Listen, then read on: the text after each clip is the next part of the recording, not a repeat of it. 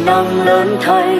Nào ai vinh quang giống như Ngài, là khiến che thân cho những ai cậy trong dừa nương nơi Chúa.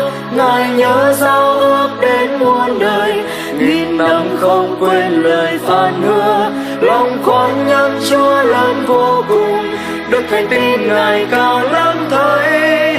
Giê-hô-va quyền năng lớn thay, nào ai vinh quang giống như Ngài, là khiến che thân cho những ai cậy trong dừa nương